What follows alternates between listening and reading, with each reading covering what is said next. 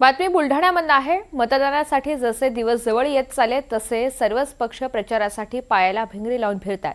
शेगावमध्ये देखील भाजपने प्रचाराचा धडाका लावलाय। छोट्या गल्ल्यांमध्ये देखील जाऊन मतांचा जोगवा मागितला जातोय। तर आता कमी दिवस शिल्लक आहेत, त्यामुळे सर्वत्र निवडणुकीची रणधुमाळी सुरू असताना संतनगरी शेगावमध्ये भाजपचे उमेदवार नगराध्यक्ष पदाचे आशिष सावळे आपल्या सोबत आहे। उमेदवार आहात, काय महत्त्वाच्या गोष्टी अशा पाहिजे जे आता प्रचारामध्ये आपल्याला लक्ष येते की जे आपण करायला पाहिजे?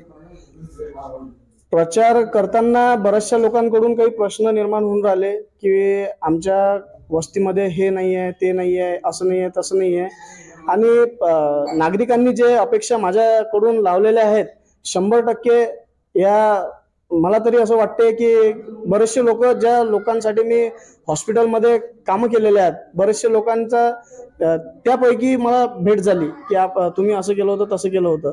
तर त्यावेळेस म्हणजे एक आपुलकी म्हणून मला ते प्रश्न निर्माण करतात की आमच्या वस्तीमध्ये हे कमतरता आहे, ते कमतरता आहे।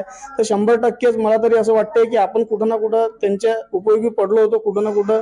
तर आशीर्वाद रूपी ते आपल्याला मतदान करतील नक्की। आणि आपण जर विजयी झालो तर 100% त्यांचे प्रश्न सुद्धा पूर्णपणे विश्वासात घेऊन सोडले जातील।